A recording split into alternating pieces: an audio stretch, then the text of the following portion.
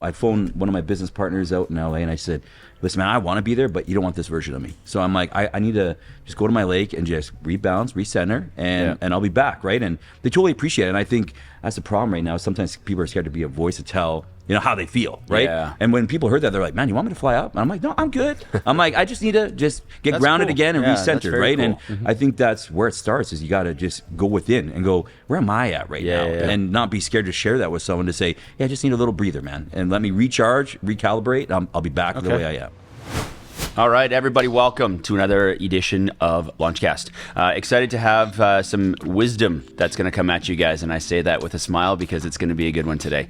We've got Chris Black with us, who has an exorbitant amount of information that he's going to share with all of his wisdom. Wow, I'm setting you up, and we've also got Curtis Dery with us as well. I'm not going to give him quite the same hype. I just met him, so we'll see. We'll see what happens today. But we're excited to talk about all things growth related under the sales and marketing umbrella here. So stay tuned, jump in, and it's going to be a fun one.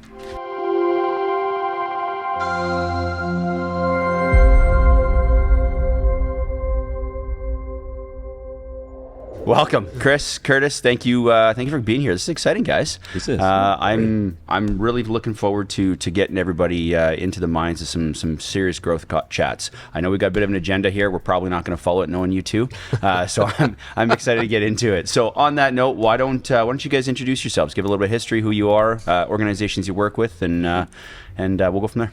Sounds great. I guess Age before beauty. Age before beauty. Oh, is that a roll of dice? I don't know. Are you older Do than we me? go based on size and height? Well, Big guy then he's goes up. first. So Well, do we go by who's touching the ground with their feet right now, or like what? Chris, you're up. Ooh, that's a low one. go ahead. Chris Black. I'm currently the Chief Revenue Officer over at Jolera, a global IT integrator and shop that helps other organizations build scale-out solutions in IT. Before that, I was sales marketing leader at the Graycon Group, a Calgary born and bred IT services company that sort of expanded nationally, sold to a big international conglomerate that you're well aware of. Yes. And spent some time at as well. And before that, I was kicking around in Calgary in various sales roles, sort of learning the game, building some experience, building a network, and really learning how to communicate with people, because sales is all about people to people. Yeah. So a couple decades now. Yeah, about 20 years. Decades, in yeah. Decades makes there. it sound. We're getting there. Ouch. Wisdom. Yeah, what is it? The application of knowledge with experience. There you go. Yeah. Oh, see, smart. That's Coming at you guys. That's the one thing Look I've got out, today. everybody. Okay, he's done. He's just gonna stop talking. I'm like, Perfect. I don't. Back Nervous up where to coffee. start now. With that. I'm like, On that note, Curtis, give Well, us your introduction, just a bud. guy? No, just I'm like, thanks for having me. So I'm Curtis Dery. I'm executive vice president over at Powerland, Xerox and IT company. I was with Powerland for the last 11 years, growing their business across Canada and stuff, and then bought the company a couple of years ago. And then, looking at the market and trajectory, obviously impacts that we're having the last few years. Xerox came knocking on our door, and they were wanting to obviously pivot their industry because of the impacts to COVID and other things, and get into IT business. So we were kind of the foundation and launch of IT for Xerox IT. So I help oversee that across the country. And then I'm a serial entrepreneur at heart. You do a lot of, between mentorship and investment into tech startups. I love, breathe, eat, sleep tech. So Awesome. That's my wheelhouse. Love it. Thanks, boys. And for those that haven't jumped into one, my name's Robbie Butchart. I'm the Chief Revenue Officer here at Launchcode, one of the partners. Also a couple of decades now worth of sales and growth experience as well. So Why do I have more gray hair than you guys? I don't know. I was thinking that. It's Those cold winters in Winnipeg. Must be, man. Either that or good barbers. Just saying. Just putting it out there. So let's just kind of cover a couple things here. There's, baseline on who's going to be tuning into this. When we start talking about what it takes to grow, there's different types of sales. There's product-based sales. There's products that you turn into solution that fit into client initiatives, and there's true solution-based conversations. Correct. And I think between the collective here, there's some really good intelligence that can kind of come in to give some guidance on those that really need to understand the variances and how you structure yourself. You alluded to a lot in your introduction, Chris, on relationships and all of that. But let's kind of take it back to basics and let's evolve it from there. So from a sales mastery standpoint, you're getting into this. You're already smiling. I love this. You're getting into this. You're getting into growth. You like the idea. Met your son, Chris, yesterday. You can tell immediately that he's got it. where do you start with somebody that's new into this field? Let's start there. Maybe, and I'll start with that because these are probably conversations you're having, Chris. Oh, it's interesting. Where do you start? I think you have to have a personality for it. I think you're born into sales. I've seen a lot of people try and fit themselves into sales, and it's a square peg round hole scenario. If you don't like dealing with people, if you're not interested in human psychology, if you don't have at least some sort of extroverted part of yourself, where even if you're an introvert, you can bring out that other character, I think you're screwed right from the beginning. So I think you have to start with a bit of DNA, but I think it's like anything else. I think there's a little bit of nature and there's a little bit of nurture as well. So, I'll use my son as an example, and he's going to hate that we're talking about him I on love here. it. I did it intentionally because you reached out to me on LinkedIn. So. He's sort of sitting there, and he didn't know what he wanted to do. He's like most 22-year-old kids these days. Where do I go? What do I do? Well, you have the extroverted capabilities. You like to deal with people. You love to talk. So the nature is there. Now it's nurturing it. He listens to me talk for 12 hours a day, every day, as I'm on calls. He's got to engage with me, going out in every environment that I'm in. I talk to people. What do you do? What drives you? What motivates you? I ask the same questions. There's no huge mystery. It's discovery. It's the art of discovering another human being. So he's seen that discovery happen for years and years in every scenario, whether we're on vacation, we're at the grocery store, or he's been in and around my business. So it's that interest in other human beings, what they do, what drives and motivates them. And then when you take that to selling, which is, creating transactions is really what we're doing. You're taking that interest in a human being and you're applying it to the outcomes that make them or their company successful. So I think it really comes with that natural curiosity. It comes with the ability and the want to do that discovery, and then the ability to tie together, here are the outcomes that you may or may not know you're looking for, and here's how you can get there. Yeah, I sometimes just self-reflect on where I started myself, right? And I used to be a journeyman welder. And so, coming from obviously a way different background than what most people think, being in the tech space now and, being in it for as long as I have is, people that I've hired, outside of the industry, and people are like, Kurt, how do you hire someone that's not understanding IT, right? I'm like, I teach anyone the skill set of IT and technology and where they fit and work, but I can't teach you soft skills. You either have the soft skill or you don't, right? And we've all seen that difference, right? Where, as long as you got that way, the way you show up, the way you carry yourself, the way you want to interact with people, I go, if you got that as a core, I'll teach you the rest and I'll make you successful, right? As long as you're willing to learn, right? And being curious is a big thing, right? Like I tell people, one of the words I hate the most and when it's brought up is assumptions. I hate when people assume. Don't assume, man. Be curious. Ask a question. Assumption, when I hear that word, I start to heat up. I start to heat up. Calm down. And that's not good for anyone. Calm down. But you bring up the soft skills, and I think it's interesting, Kurt, because I've seen it with you and your team. You do hire for the soft skills, but you're continually reinforcing. Like I've watched you, even in situations where there isn't a sale happening, you're continually coaching. Like you are always helping sand the edges and give people advice, and you do that with peers. I've seen you do that with customers. Like you're one of those people that's continually developing. So the soft skills are there, but it's that process of continual development. And that's I think where people struggle is it's every day. You got to sharpen and you got to be focused on that and put in the work every day. And I think sometimes people get fatigued on that, right? And we all slip, right? But then I'll have that conversation with myself where it's like, tune up, bud. Get back on the track, right? Stop making excuses, right? Get disciplined. Well, let's go into that. Like, how do you guys tune up? Because you look at sales as a collective. You look at growth. There's even there's courses for marketing. There's nothing for sales. There's business, and that's what you start to figure out what you end up getting into. It's a business conversation. When you truly get the true sales professionals, and you get the growth professionals, it's a business conversation. But like, how do you tune up? Like you mentioned that, and you guys both mentioned a couple of things that I want to jump back into. But that's a very, very good point for people out there. They might not know how to do that or where to go. Or I think a lot of it is like self-reflection. Like I just had my own tune-up. Like I was, traveling the last 3 months. I was all over the place, and stretched thin. And I knew, and I was starting not to feel myself where I wasn't being as sharp. I was maybe probably a little bit edgy. Sorry, everybody, and stuff like that, right? And when I had people like apologies for the last quarter. All occurs. Sorry, not returning messages. I wonder where that's like. Right, so everyone got a taste of that, and that's what it was, though, right? But I hate that feeling, right? Because we all feel that when you're like when you feel like you're letting some people down, or you're not meeting your own expectation, right? And I was supposed to travel and go to a few places in between that. I just went, no, I'm not doing it. And I phoned one of my business partners out in LA, and I said, listen, man, I want to be there, but you don't want this version of me. So I'm like, I need to just go to my lake and just rebalance, recenter, and I'll be back, right? And they totally appreciate it. And I think that's the problem right now. Sometimes people are scared to be a voice to tell, how they feel, right? Yeah. And when people heard that, they're like, man, you want me to fly up? And I'm like, no, I'm good. I'm like, I just need to just get That's grounded cool. again and Yeah, that's recentered, very right? cool. And I think that's where it starts, is you got to just go within and go, where am I at right now? Yeah. And not be scared to share that with someone, to say, hey, I just need a little breather, man. And let me recharge, recalibrate, and I'll be back the way I am. I love that. Anything else from you on Well, that? I think it's personal and professional. I think it's the two sides of the coin. You have to be in balance with yourself personally. Like you have to be feeling it. And in order to feel it, you have to be around what gives you energy. And for Kurt, having got to know him really well over the last year, him being out at his lake, that gives him energy. That's when he starts to recharge and he's ready. I think when you talk about skilling up and really leveling up from a sales specific or profession specific perspective, when you're in balance, now you're ready to go out there and learn, and you learn through experience for sure, but it's also adapting to new skills. I'm a big fan, and you and I talk about this a lot, reading, podcasts, engaging, information, consuming more. And I think it's endemic within the sales industry. Well, I would say people are not used to the change that's happened, which is all technology is good now, right? We're at an era now where it's not leapfrogging. Where if you're with whatever brand, you got lucky to be with that brand, and you got to sell with that brand wave, right? Where people are like, well, I don't get fired for buying that, right?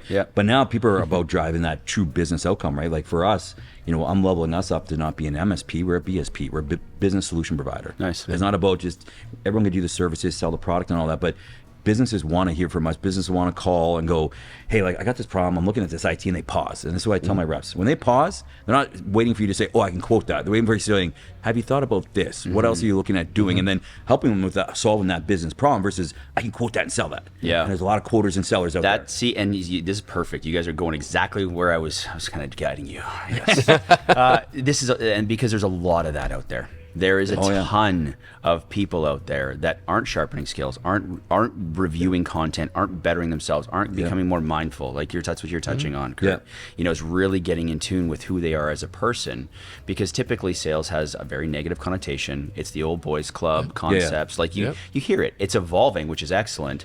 But the more that we can talk about connection to your person and the mindfulness that you need to bring into dealing with the crazy shit we all deal with in this space, the better you're going to be and more successful you're going to be. But let's talk about those people and how you differentiate, because if you're not coaching, if you're not giving feedback, if you're not mentoring, how are these people getting better? Because they're all speeds and feeds still. You hear it all the time. You got to take ownership first and foremost of your own personal brand, right? Because yes, the company brand will help, but if you show up and you're a dick, like guess what? People are not going to deal with you because of your brand. Yeah, right. It's your own. So you got to put that work into your own personal brand. Like, but even if you're likable, like not to cut you off, but even if you're a really likable person, your customers like you. If you offer no value, if you're not forward thinking, if you're not, who gives a shit? It doesn't matter anymore if your customer likes you. They need to drive results. You got to put value on yourself and go, I'm in this room. People need to pay for that value of you showing up, right? Versus you going, well, I'll just do it cheap, or I'm the lowest price. Now put value on yourself. Put value on your time of being there, because if you're not, eventually that's going to get squeezed out, right? Especially the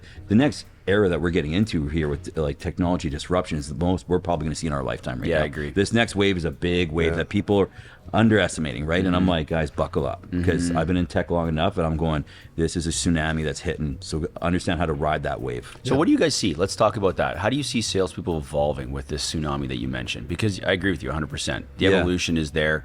All technology is pretty good for the most part. Oh yeah, it's really so. Like, what are we about to see? How are we going to adapt as as organizations and as the collective growth teams? Like sales and marketing, old school way. Us versus them. It's now one. It's a growth. The beauty of sales that I like, is it's disruptive proof somewhat, because no matter AI and all that other stuff, that human element, that empathy, that understanding, somebody still wants to lean into a human, right? And so like being sales, I think is a great opportunity for people, but I think what you were saying earlier, the persona of sales sometimes, like sleazy sales guy, girl, whatever, right? And I'm like, but if you level up, you're not in that conversation of that, right? And I think that's, again, back to putting in the right work, right? And sharpening yourself.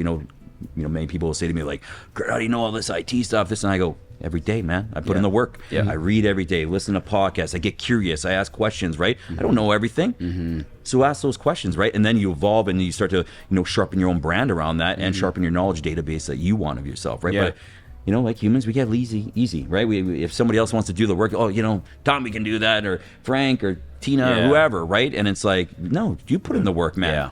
Better yourself to augment some of their skills too, right? Yeah.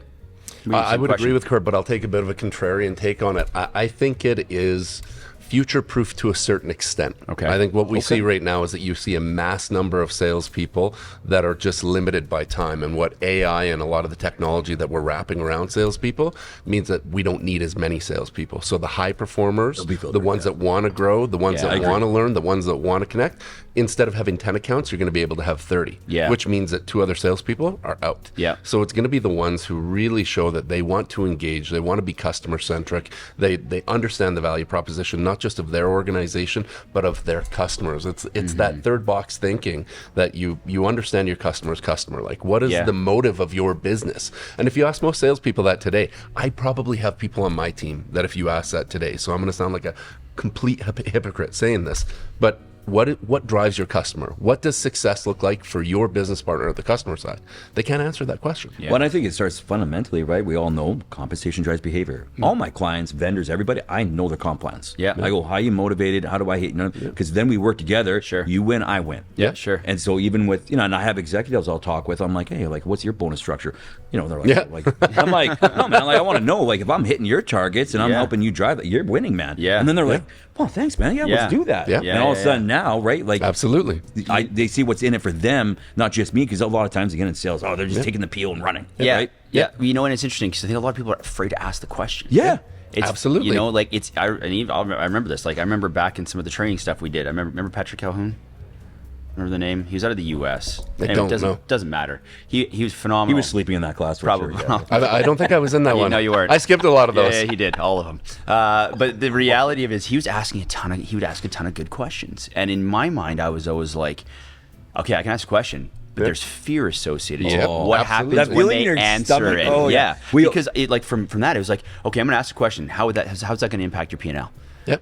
Oh shit, he's going to answer the question. Then what do I say? Nothing bugs you more, I'm sure we've all had this, and I think maturity and experience comes with it, is when you're sitting in that room and you want to ask that question, but you're like, oh, I'm scared, what if it's the wrong one? And you feel it. And all of a sudden someone asks him, like, thank you for asking. Like, I had that one. I had that. And it wasn't you. And it wasn't you. And that's the thing. Like, ask the question. And the worst thing they can say is, well, no, or let's maybe take that offline. Like, that's one thing. Or they want to talk through it sometimes, right? They're absolutely. like, well, we don't really have one. And then you're really engaged through that. But then it's like, wow, okay, I got to ask everybody this. So that's a big piece, is just ask the questions. And you both mentioned this word. It was the first things out of your mouth.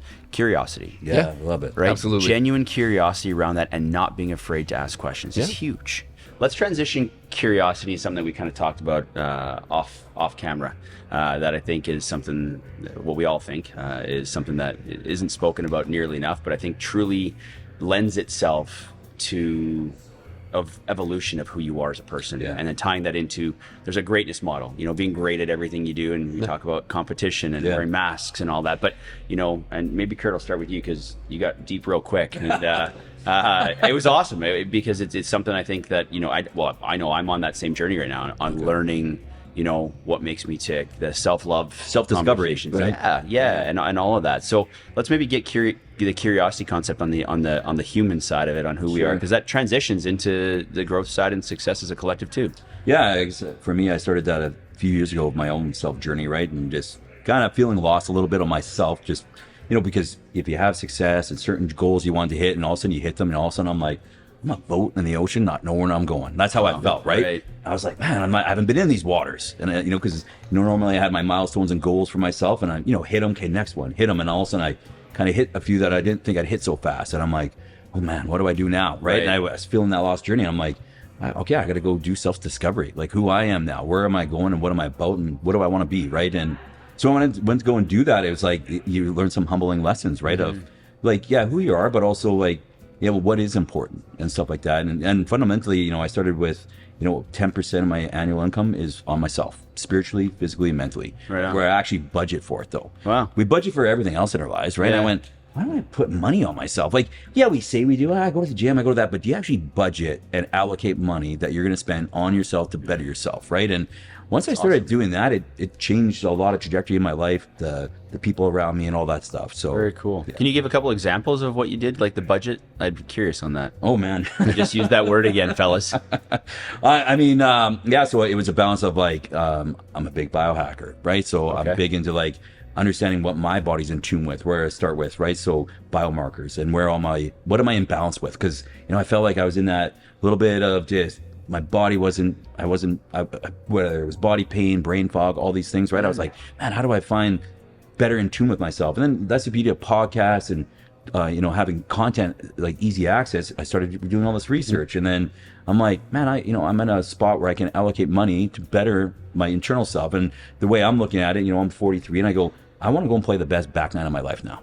And I'm shooting below par now. Nice. And that's my motivation of that. And so I put money towards, stem cell treatment, life coach, a spiritual coach, right? And that helped me find that balance of all three. And now I hone in on each one of those categories. And then each year I go, where am I leveling up in each one of those areas? Love it. Right. And then that keeps just, keeping me sharper and sharper. And I just felt it's, giving me the opportunity to meet, great people that become great friends. And, And cool. I'm more in tune with the frequency of the people around me, right? Me and my close friends, we like to call it the temperature, right? If you're with the right temperature, you're leveling up. If you're with people that bring down your temperature, that brings you down quicker, and then that negative energy, negative outcomes happen. And I think two people are scared to like reflect on that, going, I've known these people for a long time. It's not that you hate them. They're just not meeting you at your temperature. And I've had friends where I have that conversation. I need you to level up. If you want to be with me and you want to roll, you want to hang, you want to go, then level up your temperature with me, because you're bringing me down, right? And, but they appreciate that because we're all checking in with each other, right? And if one of us are down, guess what? Hey, homie, what do you need? You know what I mean? And not be scared to ask for that. Like if I'm down, I'm like, hey, man, I'm just down right now. I need someone to bring your energy in and help me level up. You know? Love it. But that's part of the journey too, being able to admit it. As guys, especially as guys, as successful guys, you never want to admit it. You never want to say, I need help with something. I'm feeling this. Talking about your feelings is a sign of weakness. It goes against the ego stroke.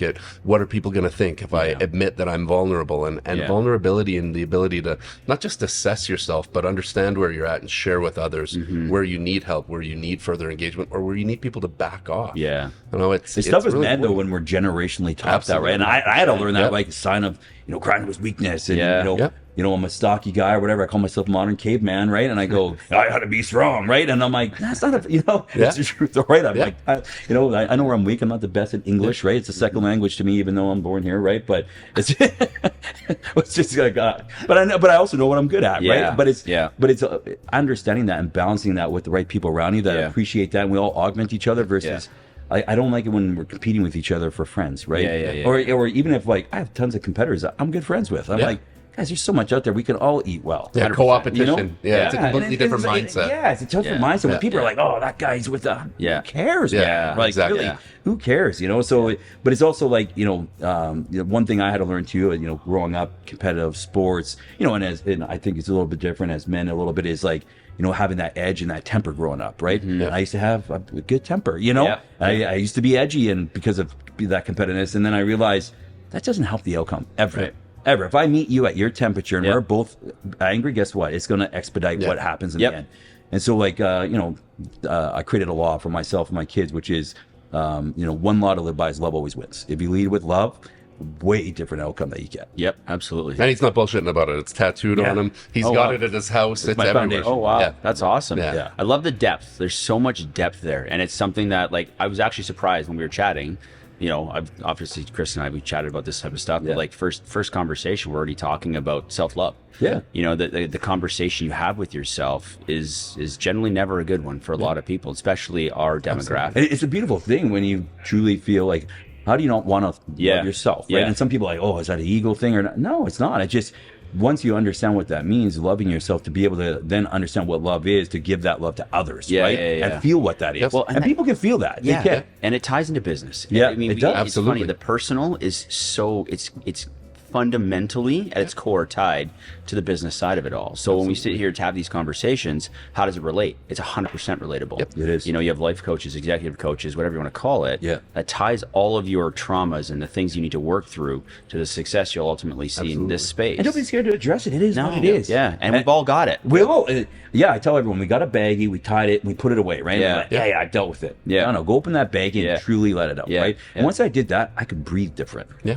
I seriously, like, Interesting. I'm like, man, my chest, I've never been able to breathe better. Yeah. And I used to huff all the time. And I'm like, man, am I out of shape? Like, what's going on, right? And I'm like, no, it's just the stress and things Yeah. that have built up. Yeah. You know, being 43, I got 43 years of baggies in me. That's a lot of weight. Yeah, You know what I mean? yeah. So I'm like, I got to get these baggies out, right? Yeah. And once I did that, man, it just, again, it changed. I was able just to be more focused, more present with myself, my friends, people I care about, right? And it just, again, and that goes into business because that same energy now, the velocity is with that. Well, it's a And also, mindset. Things happen. People go, Kurt, how did that happen? I don't know, man. Like, I just, you know what I mean? Yeah. It just happened. Yeah. But Yeah. you do know, I think you and I have had a lot of deep talks about this, Yeah. and you do know, once you're in touch with yourself and you're being true and honest with yourself, you start holding accountable the decisions that you make. What am I doing? Who am I surrounding myself with? Yeah. And as you said, Robbie, the personal and professional are intrinsically, they're wound within each other. So, you know, the friends that you have, I mean, my friends group has changed significantly Yeah. as I've gotten to know myself better and what I really value. And when I hold it true, who I hang out with and where I spend that time and the energy that I get, you know, you call it temperature, I call it vibration, like Yeah. vibration of other people. Yeah. My closest friends are on there. It's not always exactly the same, but Yeah. it's very close. We Yeah, value the same things. Yeah. We value being involved in the community and all the things that we want to do, family, Yeah. those things. Being And then you consistent. start hiring that way You got to too. be consistent too, right? Like, look at your team. Your team, you meet members of my team, meet members of Kurt, they're pretty much interchangeable. Yeah. Because it starts with good people Yeah. with the right values Yeah. that want to do the right things. Yeah. And then let's talk about the business. Because if Yeah. you don't have that core construct from the very beginning, you're not going to fit in what we're building. Yeah. Just like you don't fit in what I'm building in my life, it's- you're not going to fit in work. Yeah, it's Yeah. like me and Chris. Like many people, when they meet us out, outside of a podcast, obviously, right? They're like, "Oh, you guys know each other like 10, 15 years." I'm like, "No, 1 year." Wow, really? Yeah, we met a Well, year see, ago. That's crazy. That's nuts. Yeah, and we Wow. got a ton, but it's because like we connected. There's deep depth. Yeah, there's Yeah. depth. Yeah. It's real, right? And we know that, right? Yeah. and that's the beauty of it. And again, once you learn that, right? It changes things quickly. Yeah, man. yeah. It's But it's that reaction. Refreshing. People are like, "What do you mean 1 year?" yeah. It's crazy. It's refreshing though, man. Like Yeah. this. I love this stuff. Like this is a journey that I've personally been on for the last 3 years, awesome. and wildly different perspective. You mentioned the word mindset. I've got my boys. I've got 2 boys. They're 16 and 17. Yeah. I talk about mindset all the time. It literally is everything. Your perspective. Well, we get distracted because I think, listen, we all want to be successful. Everyone wants to make money, but I think we kind of lost our focus a little bit in North America where it's capitalism at its finest and it's a sacrifice for money versus friendship. And I tell people, man, someone offering me money to take away our friendship? Never. Yeah. And agree. people think that. I go, nah, you don't know me, man, because I can't buy this. I can't buy that. Yeah. And that's when people don't realize money doesn't solve all problems. It gives you a mindset. It does. It helps with certain things, but it doesn't buy certain things that people don't have a focus on right now. Because the milestone of success is what you drive, what you own, all that, the persona that's out there. Because we're in that social world where that's success in people's eyes, and it's like, but is it? Yeah. It isn't for me. Well, and it's success versus greatness. Yeah, absolutely. Right? There's success it's generally monetary. It's Yeah. focused on what do I have? Yeah. What do I drive? Where do Yeah. I live? Well, how many people say that to you? Yeah. Like, oh man, what do you ride? Yeah, Right? yeah. But like, how are you with your partner? How Yeah. are you as a Absolutely. parent? Yeah. As a child? What's your actual human legacy? Right. Not Yeah. how much did you accumulate? Yeah. Yeah. Who were you? Like Yeah. when I think about it often, like when the day's going to come when I go, what are people going to say about me? Yeah. And it's not because at that point in time, I don't give a shit. Like I'm gone. Yeah. But I want to leave a legacy where people are like, no, that was a person that cared, that Yeah. engaged, that helped, that mentored. Like when people come up to me and they're like, I love your LinkedIn. I not just, you share cool stuff, but you share deep stuff. You share stuff I can learn from. Like I've been so fortunate to be surrounded by really interesting, engaging, mindful and intense people. I want to be able to pay that forward. And that's the legacy I want to create. It's exactly what I say to my team, at kickoff and stuff. I go, what do you want left on your tombstone, man? Like, Yeah. how do you want to be remembered? Yeah. Think about that, right? And for me, I truly want that. And that's, whether it was my foundation or something, I go, what's the legacy I want to leave versus like, good sales guy, good guy. Yeah. I'm like, that's not good enough for me. Well, and it's interesting, right? There's a Lewis Howes. I'm sure you guys heard the podcast and the books and the whole nine. So he's got the book, The School of Greatness, I think is the actual book. But there's an exercise in there. I'll have to check that. But there's an exercise in there, and part of the exercise is write your own obituary.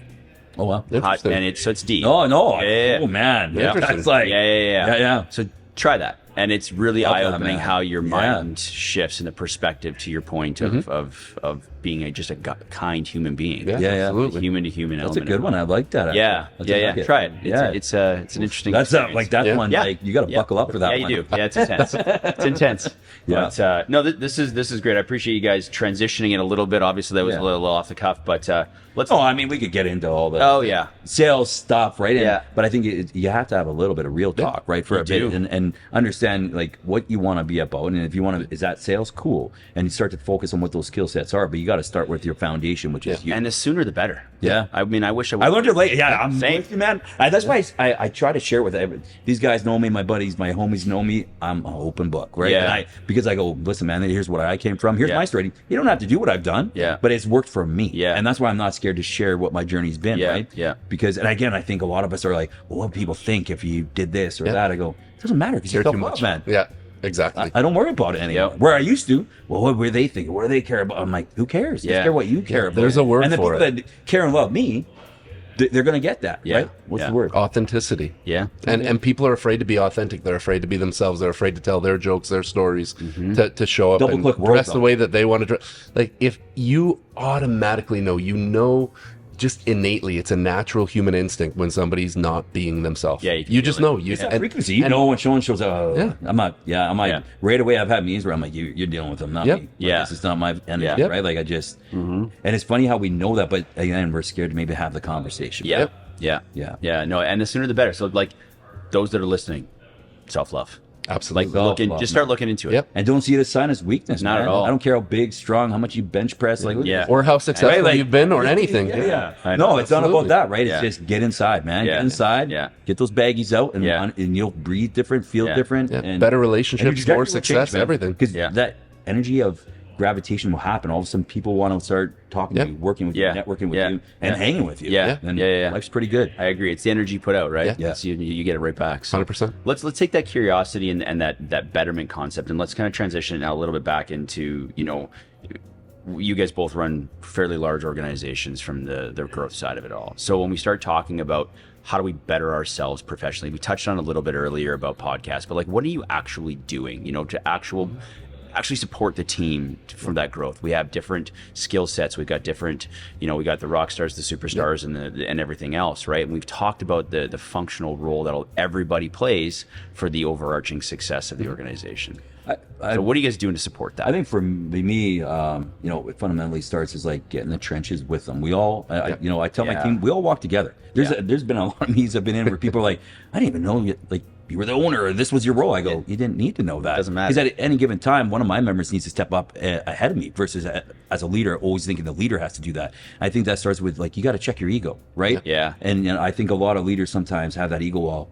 I'm the king of the castle. I got my troops that go and do that. No, get down and dirty and shovel with them. Yeah. Right. Yeah. And I think you get a lot of respect from your team too, that they know like he's going to war with us versus just waiting in the office and cashing a check. Yeah. Right? Waiting for my KPIs. Well, they can be on the same page as you too, because Yeah. you know what they're experiencing. You've not just the story of I've been doing this for 20 years. I've been through it. Yeah. No. We're doing this together. I have the same stuff on my hands that you do. Yeah. I was in that same meeting that went completely sideways, and we're going to make sure together that Yeah. that doesn't happen again. Yeah, and it's interesting, right? Like because you guys, that's not normal. Like let's just call a spade here. Yeah. The unfortunate reality is that a lot of leaders in these roles are the opposite of this. And when you're hiring, we talked about that, hiring people that you want that in your life in that space, unwiring what they've learned. You have to unlearn. yeah. That's where the work comes in, That's right? a ton of But also it's just being real with that. Our work team. I can see it with your employees and everybody too. Is like you spend more time with them than your own family sometimes. Yeah. People want to say that, no, right? Because they're like, no, I spend time with my family. But no, man, you're like 8-10 hours a day with your coworkers, and if you don't want to treat them like family, Yeah. you got a problem there. And Yeah. I want people that work for me, your family. You need Yeah. help, you call. Yeah.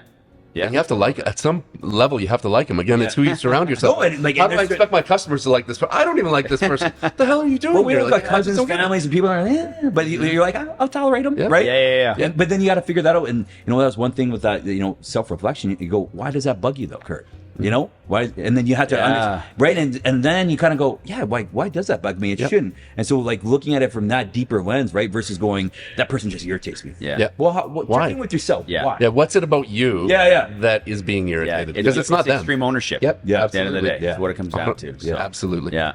Okay. Well, let's transition it. Let's move Yeah. it. So this has been phenomenal. I appreciate you guys taking the time and doing this. I know you're both busy, but to support some of those folks that are now kind of transitioning maybe into more of a leadership space. Yeah. Or they're in it and maybe they become a little bit complacent and think because things happen, right? Well, Like, COVID did that to a lot of us. I think Totally we agree. got complacent, a little bit lazy, right? Yeah. Like just because Yeah. we're stuck on our own. yeah, Right? yeah, absolutely. And so yeah, it's getting that motivation again, get the fire back. Yeah. Right? So let's talk about that. What are things that are going to make you successful in this space? We talk about the evolution of the sales force that's coming out, and let's just call it, your colleagues and your staff, anyways. But what's it take for you to be successful as a leader, as to support, your executive team, as well as the team below you, to help kind of bring together what everybody needs out of you? So, I mean, Chris, you're a big numbers guy. Let's maybe start with you. Like, what? I'm throwing that out there as a starting point, but I mean, take it where you see, my friend. This will sound terrible. It's funny because we talked about a lot of this in your sales kickoff this year as well. And, most sales leaders don't actually know what their boss wants from them. They think they know. They have a number, but they haven't broken that number down. They haven't segmented it out into what that means. So we want to hit, I'll just throw out arbitrary numbers. We want to hit $10 million this year. Well, what does it take to hit $10 million? What sort of activities does that take? How many opportunities do you need? What's your average deal size? What's your conversion rate? There's all of these things underlying that number that you need to understand. It's a scientific formula. And it's not to say that every deal is completely different. But you have this law of averages that comes to play. And when you look at your deal flow, most businesses that I've ever walked into, and I deal with different MSPs every single day of the week, if you break down the numbers and you break down what they're trying to accomplish and you break it down to that granular level, you can get a really good idea of how you can help make them successful. And for sales leaders, know your numbers. So you've got a $10 million overhanging number. That's what your CEO wants. What your CEO also wants is a plan from you on how you're going to achieve that number. And it has to be more than, I'm going to hire 10 reps and they're going to do a really good job. Who gives a shit? Well, it's like music. It's like music, right? How many one-hit wonders have we seen in sales? Exactly. Yeah. They have a big year, and I'm like, we'll see how You got lucky. You got lucky. Bluebird showed up. I know what deal you landed. Or let's see what you walked into. Or we're just going to increase everybody's quota, and it's going to be great. And the next year, it's shadows. They're in Go the back to shadows. the science every year, every quarter. You should understand your key performance data all the time. On a weekly basis, I can tell you whether we're trending right or we're trending wrong because I know how many opportunities it takes. I know what our current conversion percentage is. It's not going to magically change. We're not going to go from a 35% conversion rate to 70 overnight. It doesn't matter what product we have, what solution. Like Kurt said it earlier, technology is technology. It's kind of ubiquitously good at this point in time. So what are you going to do to pull this forward? And it's activity related. So I take the numbers and when you say I'm a big numbers guy, because the numbers then dictate what I need to do for activities. The numbers then dictate, I love an exercise that most leaders will avoid because it's time consuming. It's difficult. It's called a Whitespace exercise. So you take all of your customers on one side of an axis and you put all of your solutions on the top side, so horizontal and vertical, and in the middle you put white spaces and X. So white space means you haven't sold it. It hasn't been sold. And what you'll find is you will find common denominators within your business, and as you get granular, within your rep set as well. Well, and I would say, exactly that is the amount of reps that were like, like I got this part of their business. I go, that's 10% of their wallet. I know, but that's what I have. I go, they trust you already with that. They want you to come and ask about this, and this. But I think as sales reps, you kind of define, well, I got just this. I go, take it all, man. Take it all. But that's where the curiosity and the hunger and the mentality comes from. And this is sales management 101, and this is where sales managers have failed because oftentimes we aren't actually hiring leaders. We're promoting good sellers. So not only are you doing yourself a disservice, like some of the toughest but best conversations I've ever had, great individual contributors that have no leadership skills at all, but want the title, they want the recognition. Because society says that's success. You leveled up. There you go. Right? Society said, oh, now you're a director, now you're this. But they're not that. How many people we've seen? Absolutely. But I'm like, dude, just be a contributor. You put the puck in the net every night. Yeah. And you're going to be the top goal scorer. And you're going to make crazy money. Yeah. Or you can deal with the crap that we got to deal with, and you're not going to like it. And they may leave. They may say, I'm out, and then they'll go fail somewhere else. Society says and they'll come back success, to you. right? You're like, oh, you're now a director. So now a lot of people like don't realize whether it's directors or leaders, the top people paid in the company are usually the top sales reps. Absolutely. It's not the leaders, not the directors, right? There's a filter there. You know what I mean? And there's a lot of executives within organizations that hate that and bemoan it. And you sit back and you're like, I love writing when facts. they're winning, you're winning. If you set your comp plan up appropriately, when they're winning, pay them astronomically. I hope people they make 3 times as much as me. Cap a sales rep, I go, this is the worst comp You're plan I've insane. ever seen. Yep. Like mine are You're gonna unlimited. fail. Yep. If you're making 7 figures, awesome. I'll high five you. I'm like, that is awesome. Yeah. Versus people are like, no, reset them back to $1. Yeah. What? He's making too much money. Are you fucking kidding much me? money. No chance. I know. Zero. I know. I couldn't agree with you guys more. I'm gonna say that a little slower. Your salespeople should be the most expensive people in the business. Absolutely. Pay them because you're But winning. you also have to have the balance, right, of the contribution from all aspects. And so that's one thing I always look at, which is the pre-sales engineers, the marketing team, the operations behind the scenes, right? But making sure that they're not unsung heroes, that everybody plays contribution to the success of that outcome of that deal. And I think sometimes it gets overlooked, like President's Club, top salespeople. It's not top marketing person, not top procurement person, right? And that's why I haven't been a big fan on that, because I think it isolates the company a little bit. And it gets animosity within, because people are like, oh, and there's another, top sales person, right? But it's like, but he couldn't. They get all the glory. Yeah, of course. Yeah. So how do you offset that then? Because we want to motivate the right behavior, so that everybody in the business has compensation. And so I don't care where you are in the business, you're contributing and you get a piece of the action. Whether you're in marketing, sales, procurement, whatever. So then they're not just like, oh, I just got a salary. No, whole ecosystem. You got upside. So make sure you procure the best option for us. Make sure you market more. Make sure you get the follow-ups and the leads, because you want a bonus. That's that extra effort. Yeah, love it. I love it. That's fantastic advice. Absolutely. That's the evolution, right? It's the President's Club was the old school stuff. It's the salespeople were just recognized, but the supporting cast. And everybody hates it. They're all pissed off. They all feel completely ignored. I give out watches. Great for company culture. I give out watches because I go, time is the most important currency that a lot of people don't value. And so how do you track times? By looking down at your watch, right? And I think people take time for granted, right? And you just don't know when that next one is, right? So I think, like putting a currency on time is extremely important. It's like, you said it a little bit earlier, right? Hey guys, I know you're busy. Thanks for your time. It's like, well, I'm aware of my time and when I give away my time. And what's important to me.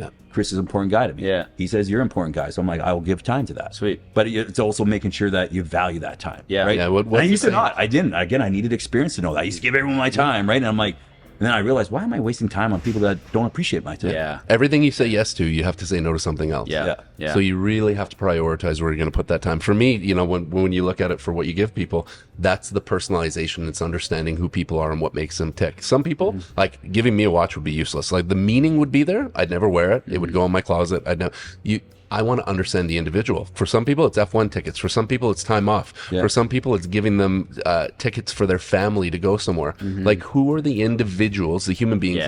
That's why I never get rid of one-on-ones. One-on-ones for me, I can't understand. I hear more and more from leaders. I don't do one-on-ones anymore. People just check in by email. Are you fucking kidding? You're giving up your best chance to have a human impact with somebody else. Right? Check the temperature of people, right? And they're like, hey, how you doing, man? Like, personally, right? And some people you don't know, and all of a sudden they tell you, I got it. Now I get why you're down. Let's help you out, man. Let's level you up, right?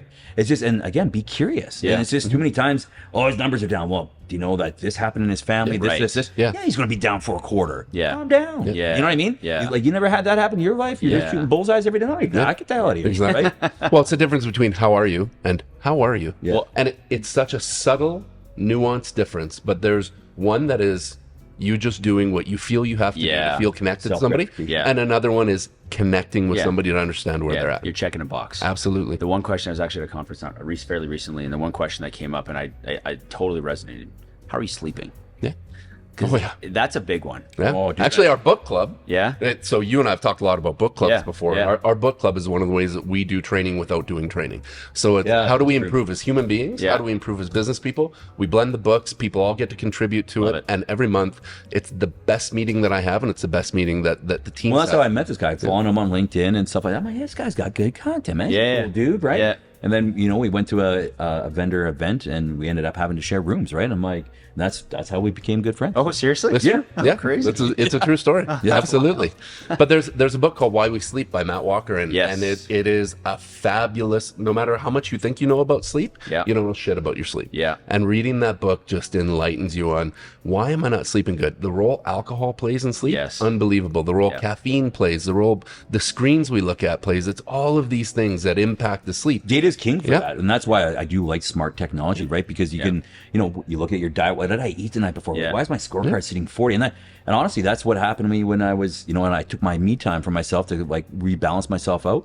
I was looking at my data. I'm like, my sleep score was like 38. I'm like, you wow. moron, Yeah. right? And normally I'm in the 80s. I sleep Yeah. good. Like most Yeah. people that know me, you can talk and I'm like, I'll fall asleep, right? Like, it's like, I just light switch, right? Just witnessed it. Yeah, he's back. Oh yeah, 100%, right? The narcoleptic show. Oh yeah, people are like, dude, you were saying words and you just, I can just turn it off, right? But I'm like, and I could feel that difference, and that's why I was like, I love that data of that kind of Yeah. stuff. And then now I'm back in the 70s, 80s, and then I feel better. Yeah. But again, like people have to look at some of those data points and look at your diet, look at Yeah. you're out too late, drinking this, that. Just find the balance. Everything can happen, and I think that's the problem right now is everybody thinks it's either just a carnivore diet, just a keto diet, All or just nothing. this, or Yeah. no alcohol, no this. No, it's all balance, Balance, man. yeah. Just find the balance. Well, and that brings everything back into the human element. Like Yeah. you have the opportunity to have your one-on-ones. You have the opportunity to connect at a human level. Understand what you can do to support because they just gone through something, so they're going to have a really shitty quarter. Like that concept of driving that true support and true friendship into that leadership role. Yeah, like I had it, like ton when of I was value. like facing that, like me and like, I got a few guys at my work where we, would go and just have fun golf, right? Yeah. And this was a year where I was doing some virtual golf in the winter, and I'm like, Kurt, you're shooting 80s this year, consistent. That was my goal, right? And then, Are you there? Are you there? Oh, dude. I need to know what I'm up for tomorrow. Complete opposite. Oh, what right happened, on. right? Okay, So good. I'm entering May, right? I'm like, spring's hitting. Finally, the mountain of snow in Winnipeg's going away. And I'm like, all right, golf season. All of a sudden, boom, I'm on the road traveling. This, that, next event, going here, there, right? And then June goes by, and I go, I haven't got my sticks out. There's cobwebs on them. Yeah. That's what pissed me off. It did. Yeah. And I'm like, nope. I'm like, time to hit reset. Yeah. Reach out to my boys. I go, boys, we're going out Friday. Let's get a round of golf in, right? Yeah. Let's get Yeah. back and get connected again. Yeah. And they needed it. I needed it, right? And Yeah. it was just like, again, you just got to recalibrate. But again, connect with yourself. What is your body telling you? Yeah. How many times we skip it? Yeah. We know back of our heads it's saying, hey, man, Yeah. calm down. Go Yeah, get yeah, some sleep or yeah. stop that, right? Yeah. But we fight it because we're like, oh, no, I got to go see that one other person. I got Power through it. Yeah, I got to go just see them in Toronto or wherever the hell it is. It's like, no, you don't. You're Yeah. not saving lives. Yeah. Like, let's be honest. We're not saving lives, right? So let's put it where it needs to be, Oh, I love it. I love it. Guys, is there anything else you wanted to talk about today that didn't come up? I want to make sure you guys have opportunities to jump in on anything. There was one actually Yeah. in the script that you prepared for Kurt here that really scared me off. But I think it was a key point that if we're going to close with anything, I'd love to throw this in, is that difference between, and I think we getting away from, are we selling business to consumer, or are we selling business to business, or is it human to human? And I love the mindset, and if any salesperson or anybody because everybody sells, regardless of the role that you're in, everybody's selling. Love you said that. It is a human to human connection, and you don't need to master, and marketing teams, I talk to marketing teams about this a lot, they're always trying to master, well, what's the conversation from our business to that business? No, what's the conversation from our humans to those humans?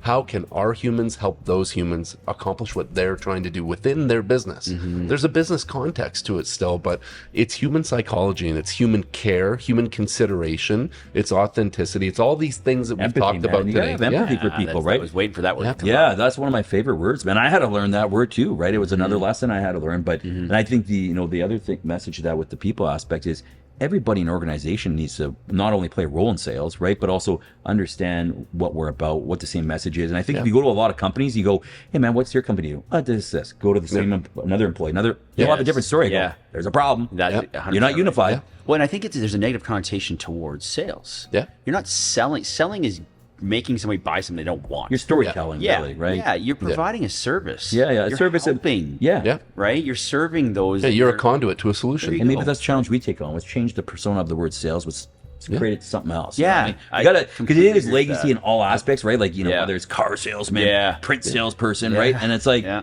those are gone if you're leveled up. And I liked how you put it earlier with, AI and other technology, that filter is going to happen where Yep. the best salespeople that survive and thrive are the ones that not only put in the work, but know how to connect with people versus 100%. transaction. Yeah, you're focused on customer. It's Yeah. customer centric, solutioning more than anything else. Yeah, I love it.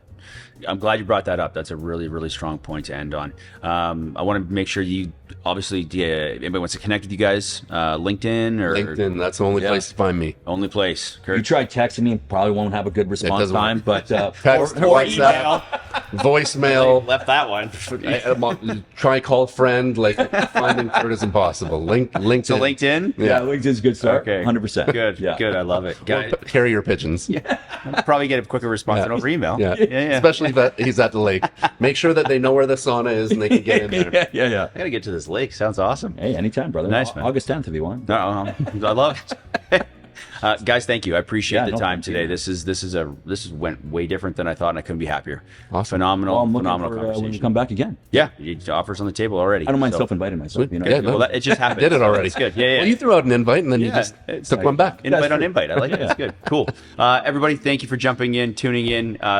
There's links. There's following all the stuff that needs to happen, all the stuff and things. So Click. please do make sure you click, and we'll connect their LinkedIn on our profile as well. Anything else? Please reach out. We're always here. We're excited to continue the conversations. Engage. We want to hear from you. And until the next time, look forward to talking to you then. Bye bye.